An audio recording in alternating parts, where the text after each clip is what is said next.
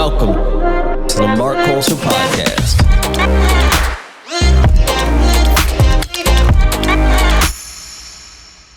All right, man. So to start off this podcast episode, let's start it off with a nice cheers. Ice cold Pacifico. Yep. I don't know if that's a Midwest thing or not. Like the whole cheers, then you hit the table, then you actually take a sip of the beer. I don't know if that's a Midwest thing. I don't know if that's a Michigan thing. I don't know if that's a Michigan State thing. It is officially now a Midwest, Michigan State thing. There we go. Yeah. Because I feel like there's so many people that I do that with out here, and they're like, what are you doing? Yeah. I catch some people doing it. Some people call me, because, I haven't lived in Michigan now for quite some time, but sometimes I won't do it. And Drew, my roommate, he's from Ohio, and he'll be like, hey, Got to do it. Yeah. So it definitely is a Midwest thing. So that's the rules of cheers, guys. Yeah. You cheers, you hit the table, you take a sip. You have to. But for those who don't know who you are, Ollie, introduce yourself to everybody. My name's Ollie Joseph. I'm a musician, just a normal dude navigating his way through life, trying to find out, how to stay happy, God's balance, all that good stuff. There we go. So I'm going to brag about you for a second, because the reason why I wanted to have you on is because anybody who's been following me on social media has probably seen you at some point, because whether it's us getting tacos on a regular basis or me posting about your music or something along those lines, or us just going and doing something, I've posted about you a lot, but I don't think everybody understands the level to which you've achieved. So I'm going to brag about you for a second. Hype me up. There we go. So we've known each other for 7 or 8 years. Yep. And during that time, you've gone from somebody who had just recently graduated college, kind of working his first job out of college, to now moving out to Los Angeles. You've worked several 9-to-5s during that time, and you've kind of overcome a lot of trials and tribulations of life, kind of dealing with COVID and everything like that, just like everybody else has. But while you've been doing that, while you've been working a 9-to-5, while you've been, spending time with your family and loved ones and friends and everything like that, you've also been working on music. And with that, Spotify alone, you're at what, 17 million streams? Yeah, a little bit over that, but in and around that. So a fuck ton of streams, and that's a huge accomplishment. You've also had your music in commercials. You've had your music in random videos. You've had your music in so many different places, all while, once again, working a 9-to-5, also getting more into investing and doing great with that. And there's so many people that I know who are listening to this at home right now, and they're working some job that they're not a gigantic fan of, and they got that, or even honestly, even if you are a fan of your job, but you got that thing in the back of your mind, that idea that you're like, I need to be doing this, I need to be doing something else, and that nagging idea that I need to scratch that itch, essentially. Yeah. And a lot of people don't know where to get started. A lot of people struggle to kind of have the, for a lack of better terms, the balls to go and do something like that. And you've obviously done, great with all of this. And so what has that been like, working a 9-to-5, all while pursuing, and I know that's a broad question, but pursuing your passion while working a 9-to-5? I think you answered it in that question. You got to have big balls of steel. It's one of those things where it sounds cool to do, but then once you actually get in the thick of it, it's super stressful. By all means, I'm not complaining, because I knew what I was getting myself into. It's very stressful. It's hard work. You have to sacrifice a lot of the, your other friends going out and doing things. And sometimes if you push that off a little bit, then you might lose those friendships, because they're like, oh, we're not, he's not really fucking with us anymore. But they don't understand. You're just not going to be understood. That's the main thing. You're going to be looked at as, I don't want to say crazy, but you're trying something unorthodox. That's not the right thing to do in society, is to kind of cast away what you learned in school, take the traditional route of working your way up in a company and whatnot. If you tell someone, hey, I want to knit scarves for the rest of my life, because that's what I like to do, even I would probably look at the person like, what the fuck did you say? But if you actually do a little research and start and stay consistent and don't stop, you can 100% see results and probably get to where you want to be if you set realistic goals. Yeah, and I think a big part of that is because obviously so many people do fail when they're pursuing a dream, and whether that's starting their own company, whether that's a content creator and creating YouTube videos, or doing something like a podcast, right? Yeah. It's so easy to fail. And actually, this is the third time that you and I have recorded this podcast, and the reason why that was because the first two times I didn't feel like I asked the right questions. Yeah. Now, the first time we did it with audio. Actually, the first two times we did it with audio only, Yep. and I didn't feel like I did a great job with the questions. The second time, I was like, you know what? I know I'm going to be doing video right around the corner, and so I want to do this right, do it with video. And that's one of the tough things with all of this is you're learning so much throughout all of this, and there's so many people that they just don't want to see you fail, right? Yeah. And it's a really difficult thing to succeed when you're pursuing a dream, because a lot of people can have dreams, a lot of people can have passions. Monetizing those can be is very difficult, right? Yeah. And so I think a lot of times people look at you like you're crazy because, once again, the idea of like doing something that you love and making money from it is a very difficult thing to achieve. And so that is something that you can be, super proud of yourself for, and you should be proud of yourself for, is that you've been able to monetize your dreams. Yeah, not a lot though. I mean, But more than most. I mean, yeah. it's not even about just like being, I get being humble and everything like that, but you've been able to do more than 99% of people who have pursued music. Probably. Not probably. 17 million streams is no joke. I mean, having your music in all these different commercials and things like that, and the year after year progress. I mean, that's the other thing. It's not like this is just like a little blip. It's continued to go up. And that's one of the things that I, admire the most about you, is that it's continued to progress in a rapid pace, and it'll be super exciting to see where things are at, a few years from now. Yeah, and you brought up something about like not wanting to fail. I think if you start something, this is like more so of a blanket statement. The only way I can fail is if I quit. Yeah. If I stop, that's failing. But I can fall on my face 100 times over. I already have, but I get back up, because if I fail doing one thing, if I get into that situation again, hopefully if I've learned from it, I'll know what to do to get out of it. But and that's happened to me. And sometimes, I've made a couple of mistakes twice, but I haven't stopped. And that's why I'm here. And I've known people even since moving out here who have tried and then given up, and then they go back to wherever they're from and they start the job again. And I mean, maybe it wasn't for them, maybe it wasn't really their passion, but if that was me, there would always be something in the back of my head as to what would have happened if I would have stayed with it. And that is probably what I'm scared of most living with. And I don't want to do that. And also, I just love doing it. I love doing it more than being scared of that, but like, I can't stop. It's like that movie where it's like, I think it's We Are the Millers or whatever, when the guy has no regrets. Yeah. No regrets. Yeah. No regrets. I mean, yeah. And that's a huge thing. So in pursuing your passions, obviously you've had a lot of tough moments like anybody else that's doing this. So what were those like, and how did you push past them? They suck at first. I think I was very, impulsive with dealing with things, probably like the first 2 years of pursuing music. And then once you kind of learn and just grow up and assess an issue, find a solution that's probably going to work out. And, I remember talking to you one time and I was like, yo, should I be freaking out? And you're like, no, you should only be freaking out if I'm freaking out and I don't freak out. And I was like, oh, all right, everything's all good. But I just try to worry about things I can control. If there's something, if I can step back from the situation and kind of get like if you were playing like an old Grand Theft Auto where you're literally, or any third person video game where you're looking at the character, if I can look at me looking at the situation, and I know it sounds kind of crazy, but if I ask myself, like, is there anything I can do to fix this? And the answer is no. I just got to work around it. I can't, what am I going to do wasting time thinking about that shit?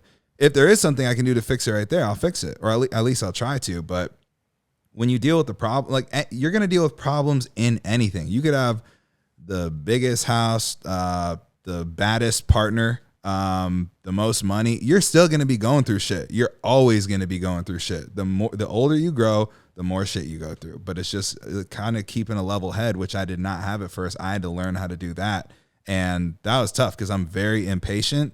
But, it's just learning those life lessons of just being patient, keeping a level head, and not making the same mistake twice.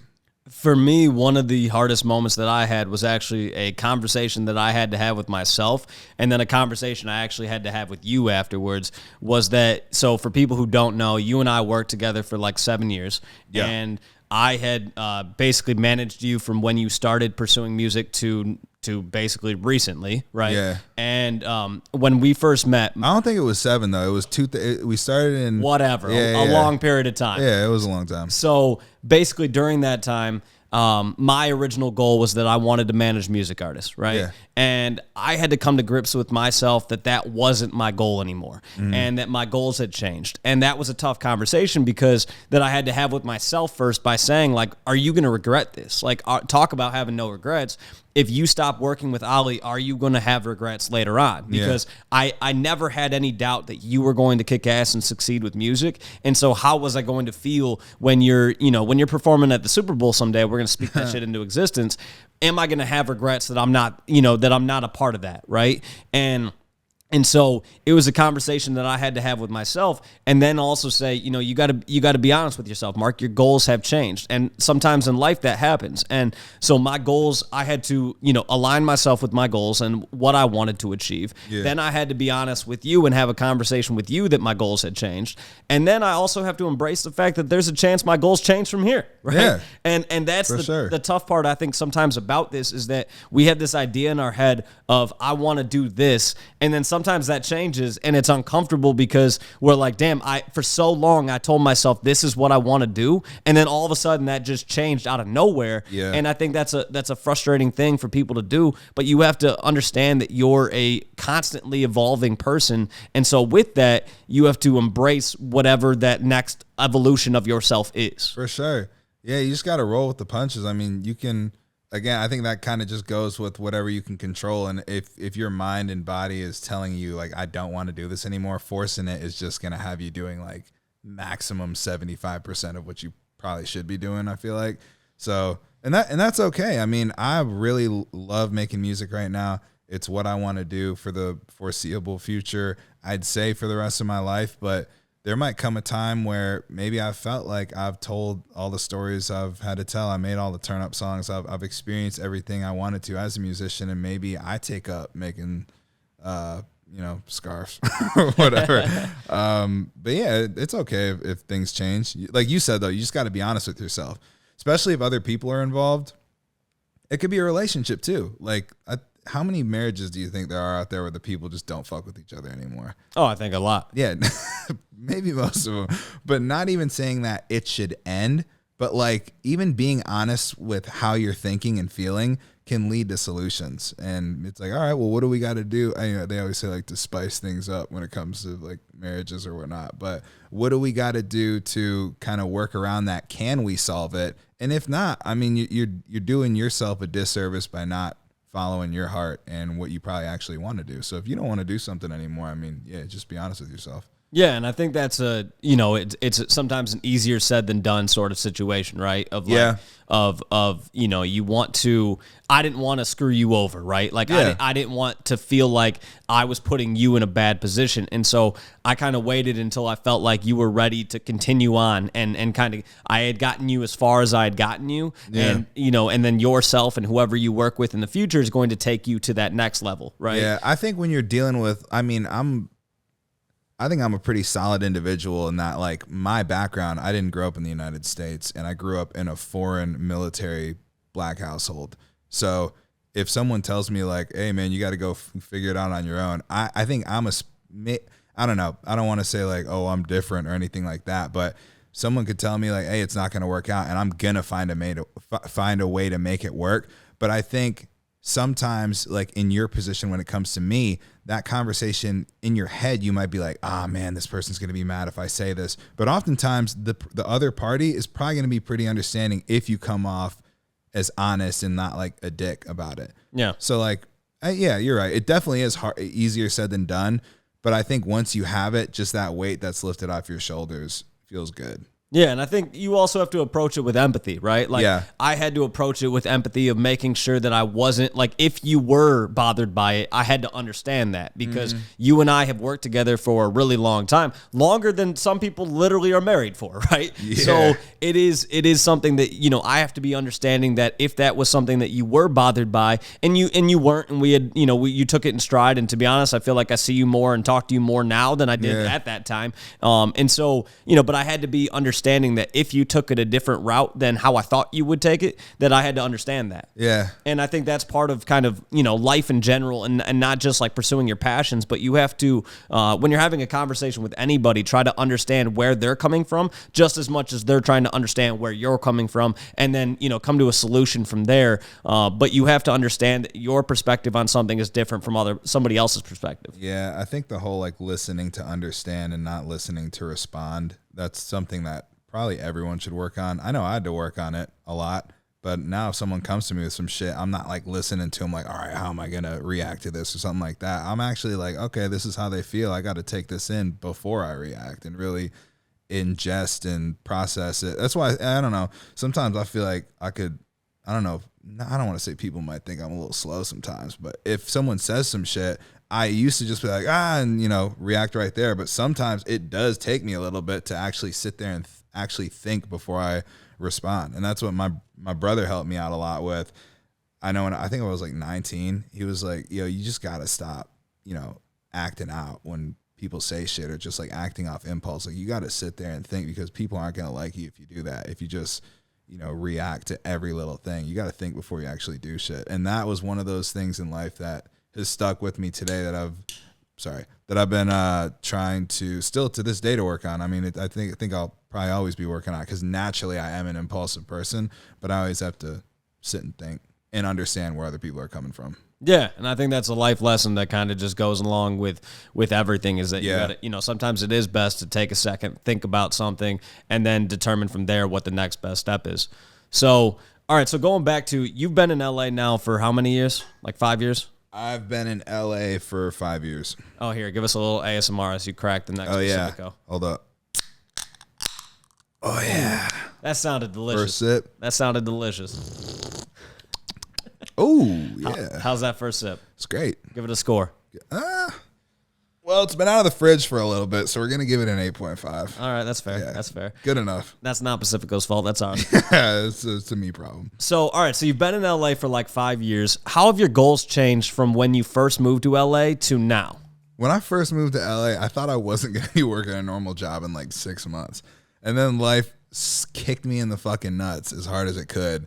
And I had to work a couple jobs and still am working a day job, a full-time, like pretty solid job. And yeah, still going hard though. I mean, I think the goals moved from being more numeric to more kind of little goals that can keep me sane, rather than being like, I want to have this song has to get 1 million streams in a year, and then it doesn't. When I set goals like that, I kind of feel like I failed, and then I'll get down on myself. Even if it gets like I want to get 1 million streams on this song in a year, and if it gets 999,000 and not 1 million, I'll still be like, fuck, it wasn't worth it. So I've just become more realistic with my goals. Been focused more on trying to stay happy and having fun, spending time with people that I really like, even in the music making progress, and just keeping it as fun as possible. Yeah, and I feel like that's a similar goal that I've had, is like, I came out to LA, I've been here now for 6 years, and my goals have very much changed from more like financial goals to now I just truly want to enjoy myself and truly love every day and things like that. I mean, one of the reasons why we're sitting here having a beer right now is because we've had so many great conversations, including this past weekend having a beer, and so why not have a conversation drinking this beer today and and just have a great conversation, because that's what we've done. And I feel like I enjoy those moments more now. Yeah. Like a lot of my goals were very like, I want to achieve this. I want to have 100,000, blah, blah, blah. And now I'm like, yes, there are things like I do want people to hit the subscribe button on YouTube right now. So as they should. Yeah, as they should. Hit that button right now so that I can monetize the podcast. But that's really it. Like, I'm not giving myself I want to have 100,000 subscribers, you know, or whatever, because I know if the content is good enough, those numbers will come. But I also want to enjoy myself. You know, I want to learn throughout this process. I want to just improve upon myself and improve upon the questions that I can ask people and things like that. I want to work on my craft. I want to put in that 10,000 hours and be the best that I can be, but also understand that I'm still putting in that work and I'm still working to get there. And so you have to also be like empathetic with yourself, right? Compassionate with yourself, that you're doing the best that you can, and that as long as you can look yourself in the mirror at the end of the day and say, I did my absolute best, you have to just embrace that and, you know, be happy with that. I feel that. And when you start anything, you are going to be very anal pus about numeric shit. At least for me, if you're a numbers guy. Yeah. Big numbers guy, but I'm fucking terrible at math. I don't get that at all. But like when I was gung-ho on checking my stats every day to see if shit went up, it's unrealistic to think everything's always going to go up. There are going to be dips. And it could be like, I don't know, songs at 1,000 plays, then actually we'll take monthly listeners into consideration. Up, and then goes down. I'm like, fuck, it's all over. I would like freak out and shit like that. And when it was recent, maybe like 3 months ago, I was like, I gotta stop doing this. It's not doing me any good. I can't control how many people are listening to my music because I'm not part of a major label. My shit's not in a stream farm. It's all organic at the grassroots level. All I can do is put it out there, like you said, and if it's good enough, people will come. Started going up when I stopped worrying about it. Do you think part of that is because, and I could be completely wrong, but in the last few months, you've gotten way more into investing. In the last year in general, you've gotten way more into investing. And Big investor guy. It's really easy to feel great about investing when everything goes up. But you've also seen some of those dips and things like that. Do you think that's kind of helped you with this, is to kind of look at it and say... Yeah, indirectly, for sure. Like it's... Because when that first dip happens, you're like, yo, I should fucking sell all this so it doesn't happen again. And then you see it go up again, and then it doesn't dip as much, but it goes up more. And you take, you can pull up any chart and be like, let's look at the last 28 days. Let's look at the last 3 months. Let's look at the all time. If it's gone from where you started to where it's at right now, if it's gone up, you have nothing to complain about. You're winning. At that point, even if it's gone up like $5, like you still made more. I mean, granted, like you shouldn't check as it's dipping, like check when it's at its next peak. But if it's up, you're good to go. And I think that's another easy way to think about it, is that taking your streams, for example, when you zoom out, right? When you look at like the all-time streams, your plays look like this, right? Like just straight up, right? And it's the same thing with investing in a lot of ways, is that, if you're looking at something, and if I'm looking at Apple stock and I'm like, oh my God, it dipped today from 170 something down to 150, blah, blah, blah. Okay, look at the all-time. The all-time, it's completely gone up. Now, does that mean that everything is always going to go up? No, but you also have to ask yourself, why is this going down, and is this something that I need to worry about? So same thing with your music, is that if for whatever reason, if you can ask yourself, hey, did the quality of my music go down? Did the quality of my songwriting go down? If the answer is no, then you're good. Keep doing what you're doing. Yeah. Same thing with the podcast. Did my questions go to shit? Did I start asking have on bad guests, whatever? If the answer is no, then keep doing what you're doing. And you have to embrace the fact that like it's not always going to be a straight up process. There's always going to be, peaks and valleys and things like that. And you have to embrace both sides of that. Yeah, there's going to be even peaks and valleys of people's mental well-being, whether or not you consider yourself having like anxiety or depression or the happiest person. Like the happiest person I think the happiest person in the world is some monk. So we're going to leave him out of the conversation, but we'll take like the happiest person, I'm sure they're going through some shit right now, but they've been through the highs and the lows, and they know how to kind of keep a smile on their face and their chest up and deal with them. But everyone goes through shit. You're good. That's what I was saying earlier. You are going to go through shit. You should more so just be preparing, expecting some shit to happen, so when it does happen, you're not as sad. Because I've noticed this, when I'm killing shit and everything's going well, there's something waiting around the corner to kick me right in the nuts. But I know that it's probably going to be temporary, and I'll find a way around it. Yeah, and I mean, even last night when all that shit went down with Will Smith and Chris Rock, Will Smith had the line that Denzel told him, something along the lines of like, when you're at your peak, like something along the lines of like the devil's waiting for you. So like keep your head, kind of keep your head down and understand that like there's always going to be things that are coming to like kind of kick you when things are going well. And so stay focused and stay on your path because there's always going to be things that try to push you off of that. But you just got to continue doing what you're doing and, control what you can control and not worry about what you can't. Yeah. And not freak out too. I mean, that's a huge thing. Like it's only going to make it worse. Yeah. There's always a solution. That's what I try to remind myself. Like, there's always a solution. Sometimes that solution sucks, but like, it is what it is. Yeah. There's always a solution. Yeah. So, all right. So, talking about mental health in the music industry and then just in life in general, we've talked far more about mental health than ever before. So, what are some things that you do to kind of keep your mental health in check? Work out. Stay as healthy as possible by drinking these sweet Pacificos. Staying hydrated. Go on walks. I'm a big walk guy. It's where actually I think a lot of my song ideas pop up are on walks. But yeah, and spending time with family, friends, people that I enjoy spending time with. Kind of clear if a problem is music related, I spend time with people who don't make music. So yeah, kind of I probably shit everyone else does, to be honest. But working out has helped me out a lot. I never really used to be the dude like, oh, I got to hit the gym, take my aggression out. But it actually does work. I run a lot too. Big runner, run guy. You're getting ready to run a half marathon? Full marathon. Boy, what? I ran 17 miles this past weekend. I smoked a half marathon pack. I don't know.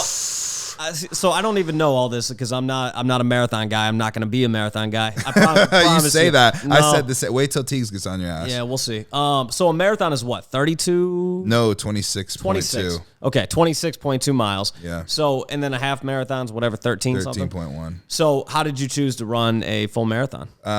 One of my best buds, Cody Taggart. You should go follow him if you. Well, he was on the podcast, so if you ever listen to Cody's episode of the podcast, he hasn't been on with video yet. Oh, we'll have Cody on with video. You gotta get his beautiful face on here. But he's been on the Marc Colcer podcast, so go tune into that episode. Round 2, let's run it. Yeah, him. He's just a crazy fuck. That's the best way to describe. He just loves doing crazy shit, and he's ran 2 marathons. First one, he blew out his knee. And I was there, and I was like, yo, this fucking sucks. I would never do something like this. I ran cross country in high school, though, so I've been running since then. But I think it was on Thanksgiving, he told me he wanted to run a marathon in Hawaii, and I was with his 2 other buddies who he owns the gym with. Shout out Reese and Johnny. But they were like, yo, you got to do it. You got to do it. And I was like, dude, I don't want to do this shit. And it's not even the fact like I'm not up for the challenge. That just doesn't sound appealing to me because I had Osgood sliders in both of my knees. I don't even know if I'm saying that right. In both of my knees all through high school. But doing cross country helped me with it because I ran myself out of the problem, I think. But I was like, I don't want to, I'm at the age right now where I don't want to fucking blow my knees out. It's going to be way harder to recover, especially with the job, my day job, with music. I don't have fucking time to train for a marathon. That's a lot of work. But he kept asking, not being annoying about it. He would just slide it in there. He's like, you're running that marathon. And he did it enough to where I signed up. And how's it been so far? How's it been training and stuff like that? Obviously, you had an idea of how you thought it was going to go. How's the training been? I'm glad he did whatever he had to do to get me to sign up because the music side of things has been a challenge that I didn't think I would get this far with it. And now I want to see how far I can take it. With the marathon, it's a little different because I know I have to take it to a certain distance. So getting there every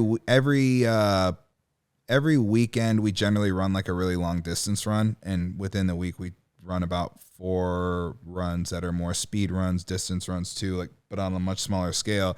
So this past weekend, I did 17 miles, and I never thought I would just even 6 months ago, hey, go run 17 miles. I'll be like, absolutely not. I haven't ran 10 miles since high school, so I'm doing it though. I mean, I'm trucking. I'm fucking that 17 miles up.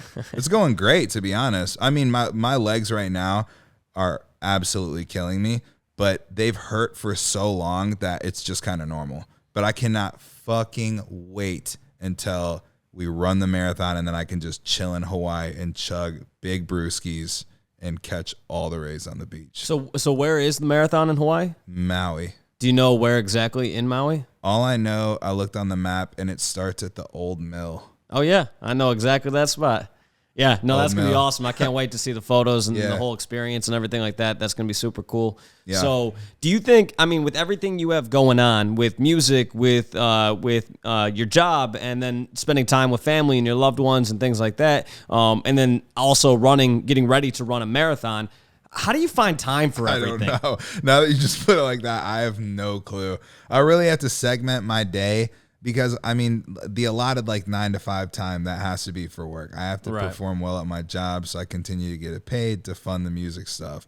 And the cool thing is most people I work with at my job know I make music. So it's not like one of those things I had to hide before where it's like kind of sketchy and then I find out and they fired me, which I've been fired in the past for doing that. But yeah, I don't know, man. I allot those hours for work, and then after, or sometimes on my lunch break, I'll get a workout in, and then I'm usually now running after work. And then I have to, one thing that's kind of fucked up or fucking me up is that I have to make music at the same place I work my job at, which is my room because I work remote. So that's kind of weird. But yeah, I mean, that's usually from like 7 to like midnight, 1, 2, whenever I go to bed. But it's not like always I'm working on music the entire time. I mean, I might take an hour of that to like watch something on Netflix, or it's fucking hard. That's the only way I can describe it. It's hard as fuck. And I don't know how I found the time. I seriously don't. I'm winging it, to be honest. I wanted to sound like I knew what I was doing. I don't. Do you think, I mean, but realistically though, you've obviously become a lot more organized from doing everything that you're doing? Yeah. I mean, organized to a point. Yeah. More than before when I was like, I shouldn't say I have no clue what I'm doing. I know a little bit more than when I started, but it's been a little bit easier to navigate, but there's always some shit that's going to get thrown in the mix to where it's like you never feel fully organized. Right. I would say my life is probably pretty similar to yours in the sense of sure. like there's obviously a lot going on. Yeah. I would say my life is organized chaos. Like Yeah. there's always a great way to put it. There's always something that I have to get done. There's always like 50 billion things that come up. There's like things that I think, oh, I've got a good handle on this, and then I realize, oh no, actually I need to go and like completely take that another route. So Yeah. but it's organized chaos. Like I'm getting things done every day, but there's always going to be something new that pops up. There's always going to be like, all of a sudden somebody's like, hey, there's this Netflix documentary that you got to watch. And you're like, shit, I don't have time for that. Yeah. But then you got to go and find time for that because you want to still do the things that like keep you mentally sane that aren't work related things. Yeah. Also while still, getting work done and, writing down the questions for the podcast today, recording this podcast, but then also making sure that we have time to go grab tacos and a beer afterwards. Yeah. It's just hard, man. It's God's balance. You're never going to find like the perfect equilibrium for things, but you got to make sacrifices. Other days you feel like you could be working a lot harder. So there's never, I don't know, you're just never going to reach that perfect lifestyle of having everything in check. And once you accept that, it gets a little bit easier. Yeah, I think in life in general, if you're waiting for like the perfect moment for anything, that's never going to happen. So if you're saying to yourself, it's like that lie we all tell ourselves of like, yo, this week is crazy for me, but next week is good. Like next week I got free time. And it's like, no, you don't. Next week's going to come, you're going to be just as busy as you are this week. Yeah. And so it's one of those things where you just kind of have to accept that and also tell yourself like, as long as you're doing the best every day, like it is what it is. Get done what you can get done, and then also understand that some things are going to take longer than you expected to get done, and you just have to embrace that fact and and just continue to improve upon yourself, but also understand that like, dude, we're not perfect. It's tough doing all this sort of shit, and like you just have to grow and learn with it. Yeah, the right time never comes, so I never wait. Yeah. And something that was kind of hard to get used to doing is like I could sit on, like I'm sure you with photos, with this podcast, with your coffee, with anything else you do, you can sit there and nitpick shit, and you can always find, if you're making something, you can always find a way to make it better. But at some point, you gotta put it out. And even if you put it out and you're like, oh fuck, I should have recorded this line like this. We should have, turned the snare down a little bit in the beat or something like that. It doesn't matter because you're probably one of very few people who are thinking that, and everyone else is just like, oh, this is fucking dope. Like if you crack that can open and you taste it, I'm sure if I ask you, like, how could you make this better? You could name something, but the next person's probably like, fuck, this is some good ass coffee, which you guys should go get some. But roastumber.com. Use Yeah. the coupon code Marc30, get 30% off. sheesh. It's in the That's a description. big percent. Oh yeah. We give back to the Boys people. doing charity work over here. We're pretty deep into this podcast, so they've been listening. They deserve 30% off. Facts. That's true. I wish I had something. You just go listen to my music. There we go. That's the But plug. yeah, I mean, I always tell people, like, if I'm talking to one of my friends, like, oh, I'm just waiting to put the song out. Fuck that, dude. The streets are not waiting on your shit. I promise you. Because the next person's putting shit out. Yeah. They're going to forget about you. Drop that shit. If it's good and it meets your standards, basic standards, because like I said, the person making is always nitpicky, just put it out. Yeah. And then work on the next shit. And I think that goes along with everybody who's pursuing anything is that, once again, if you're waiting for it to be perfect, it's never going to be perfect. Every time I record one of these podcast episodes and then I edit it back, I'm like, dude, there's like 50 things I would have changed. Yep. But that's just part of life. Like, you have to continue to improve. You have to put in that 10,000. Like, we Yeah. talked about that before, but you got to continue to put in that 10,000 because that's the only way that you're going to improve. And so you also have to understand that no one is perfect at anything right away, which means you're going to have some things that don't go your way. You're going to have whatever you're trying to pursue. It's not always going to be a sunshine and candy canes. And my old football coach used to tell me this in high school. He would always say, if ifs and buts were candy and nuts, every day would be Christmas. And so that he told me that, and it's always stuck with me of like, it's, you're expecting every day to be Christmas. That's not possible, right? So you have to embrace the fact that like certain things aren't going to work out and certain things aren't going to go exactly according to plans. And you got to just roll with it and like do the best that you can every day. And if you do the best you can every day, you're going to improve rapidly. And when you look back, when you zoom out, like we talked about before, when you zoom out, it's like that progress is so evident and it's, truly it's impressive. And you got to be proud of yourself too for even like, you told me for a pretty long time, I want to start a podcast. And then you did it and you're like, I think I want to add video. And then you did it. Even when you're nitpicking shit that you think you could have done better, this goes back to what we were talking about earlier, those big balls you got to have to actually put something like this out. It's very vulnerable. I'm sure there's people watching that you used to know, like, oh, he thinks he could do a podcast now. Yeah, bitch, I'm doing it. The fuck are you doing? Nothing. That thing that you wish you were doing, you're not doing it. So why don't you start that and then come talk to me? It's just like making music. I mean, I'm putting out shit that my emotion is into. Thoughts that I'm pulling out of thin air, I'm recording, obviously having Hush engineer it, which he's really fucking good at, making it sound good, and then putting that out.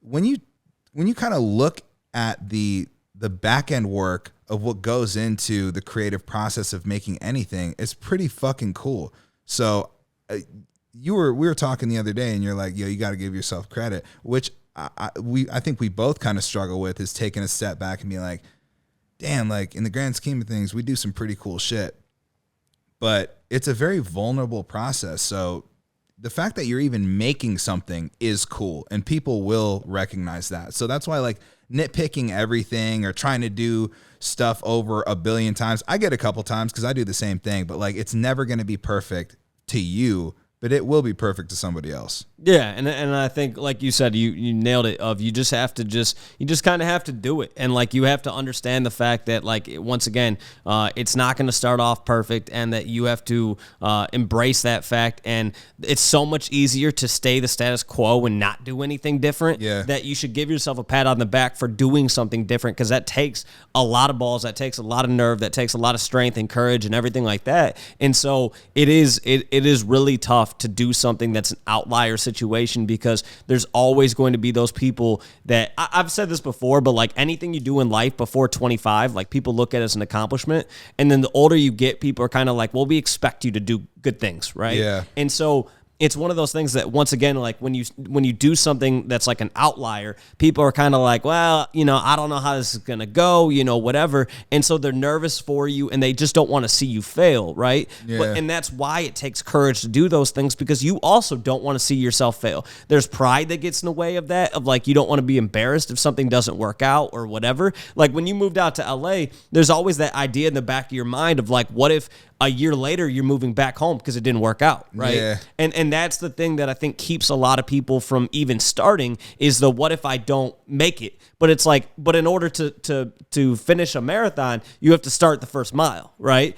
And so if you never start that first mile, of course you're never going to finish a marathon because you can't finish if you never start. Yeah, and that's a really good analogy because in my head right now, I want to finish the marathon in under 4 hours. But that's a pretty solid pace if you've never ran a marathon before. Why is that my goal? I don't know. Because it would be cool if I did it. And now, if I do it under that, a little part of me is going to feel like, fuck, I failed. But when I was running those 17 miles, usually we run it in the group that I'm training in. I ran it by myself this past Sunday because they couldn't make it, and some of them we sometimes alternate weeks. I was thinking, while it's so much harder to run that distance by yourself than it is with a group. I had to call Teagues halfway through and get like a little motivational hype up from him, and that helped out a lot. But when they're with you and you see the next person kind of struggling or not, maybe you're struggling and that person's just clipping, and that gives you the motivation to keep on going too. I was thinking, why the fuck did I set a timestamp for myself when I've never ran this far before? Just crossing the finish line is going to be pretty cool. I'm still going to get the little medal or whatever the fuck they give you at the end of that shit. That's going to be kind of neat to have. But the fact that I'm going to be able to say that I finished a marathon is cool. And the fact that, like, what if I do like, if I ended on 4:20, I'd be happy with that. Cool. That'd be pretty sweet. But it doesn't matter. The fact that you finish and see it through, that's what matters. So if you start something, finish it. It's as simple as that. It goes back to what we were initially talking about. Like, starting is the hardest part. That first mile is going to be pretty fucking hard, but then once you keep on doing it over and over and over and training, like, you're going to come out the first mile clipping, but if you finish, you're winning. Exactly. So going back to music for a second, so what has been the most like fulfilling moment in music so far for you? Doing shows and just seeing people want to come to see, either maybe if they don't know you, if they do know you, just wanting to have fun and experience live music. And then one of the coolest moments is like when they don't know who you are, and at the end they end up like mobbing out with you, and they're like, "Oh shit, this dude's music is dope." That's a really cool feeling. But yeah, I definitely say live shows. Yeah, I mean, even, I've been a part of a few of those moments and a few of those shows and things like that. And, seeing you at Prime Festival in Michigan and you that was sick. You killing that. And then this last show that you had a few weeks ago in LA, and I brought two buddies with me that I had just met at a previous event. And I brought them and I was like, yo, my buddy Ollie Joseph's performing along with my buddy Drew and Hush.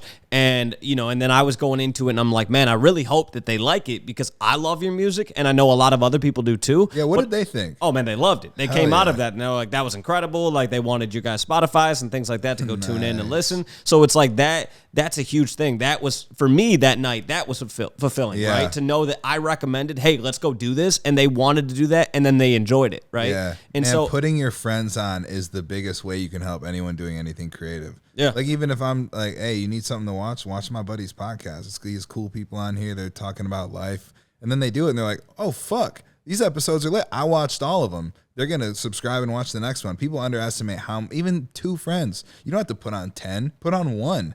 And word of mouth is going to spread, and hopefully you'll get to where you want to go. But yeah, that's cool that they enjoyed it. Yeah, I would say that is the biggest piece of advice that I would give anybody. If you want to help your friends who are creatives or help your friends that are pursuing that dream or whatever, support your friend. Yep. Like, for example, the coffee line and whatnot. I wish I could give all my boys free coffee and things like that. Facts. Without getting into details, like the cost of running a coffee business is incredibly expensive. If we were just giving free coffee out to...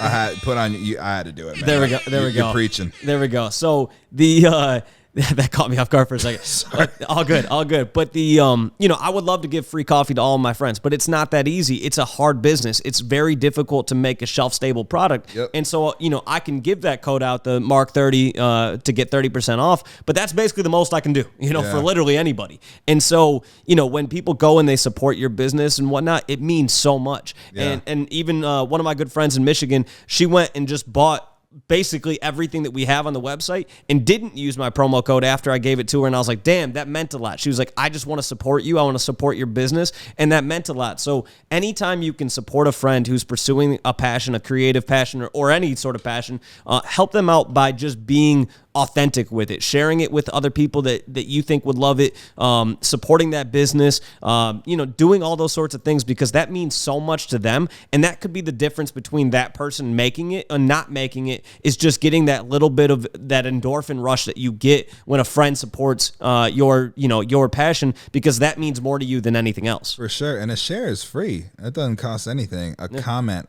people underestimate, like, if you see your friend doing something cool and you think in your head, damn, that's cool, just click the little comment box and type, damn, that's cool. That's going to light them the fuck up. Even when someone posts the little flame emoji under my shit, I'm like, let's fucking go. That still gasses me up. And all that shit's free. Like, sharing, commenting, like, even if you got no cash to your name, you can still support the homies if you like what they do. I'm not one of those people who is like, yo, go share my shit, and you don't like my music. If you don't like it, yeah, don't share that shit. I don't want you to be not passionate about, like, sharing my stuff. But if you actually enjoy it, there's free ways to support. Right. And I've had people that have hit me up and they've said to me, hey, I got some constructive criticism for the podcast. Love that too. And I'm like, dude, I'm all for it. I'm not going to take offense to it. Like, honestly, whatever you tell me, I've probably already thought of, because I have to edit these episodes, which means I have to watch it back like 50 times. Yeah. And so you learn a lot, you learn a lot. Yeah. And so, that's something that, but I'm open to any and all constructive criticism, because I want to grow this. I want it to be the best thing that it possibly can be, but the only way that can happen is if I learn, right? Yeah. And we're constantly in a learning situation. So, yeah. So to wrap this up, I got a food for thought question for you. If you had the opportunity to get a message across to a large group of people, what would your message be? My message would be, start what you actually want to do. I guarantee you it's not as, if you're like, I want to be an astronaut, maybe you should have planned a little bit earlier, but you could still do it. Just find what you want. Just start. Please start what you want to do. That is my overarching message to Ollie Joseph. I didn't choose a stage name because that's me. That's my real name's Oliver, but I've been called Ollie my whole life. That's damn near my government name. Like, this is me doing what I thought would be fun to try out, but I'm actually doing it. You can do it too. I promise you, I'm nothing special. I had no musical background. I played the cello in fourth grade. Yeah, I killed it, but I didn't do anything after that. Never once sang in my life. Honestly, still trying to learn how to sing to this day. But with good engineers, you can make it sound good. Basically, what I'm saying is, Google how to start what you want to do, YouTube it, find out if you have any friends that do it, pick their brain. I don't know, go to seminars or some shit. There's Skillshare. That's a good place to start. Just fucking start. Stop. Just grow some fucking balls and start what you actually want to do. I'm not on my Kim K shit where I'm like, get up and fucking work, because no one does it anymore. But if you want to do something, you are doing yourself a disservice by not at least trying it and staying consistent. That's all you got to do. With the music shit, it was a slow start to growth. I was getting a couple plays a day. And now it's, reaching 30,000, which is insane.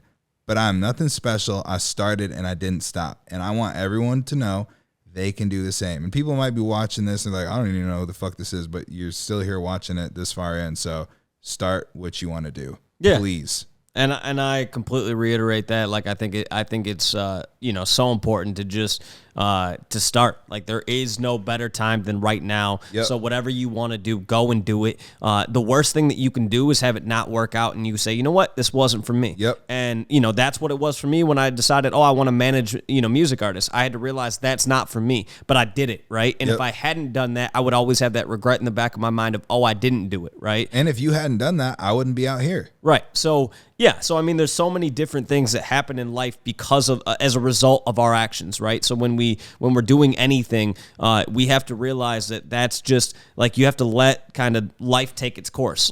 Pursue what you want to do it, put yourself out there. I know it can feel uncomfortable sometimes, but just get started with it and watch how many other things happen as a result of that one initial action. Yeah. Get started and see where it goes, right? And you know what? I might have sounded a little like pretentious by saying like just start like Shia LaBeouf when he's like, just do it. Some people don't know what they want to do, and that's okay too. But trying new things will get you a little bit more zeroed in as like what the direction is, what direction you should take to find out what you actually want to do. You know, fucking pick up a new hobby here and there. And if you like it, if you're feeling that like internal fire, try and take it seriously. Maybe that's a better answer to that question. Yeah.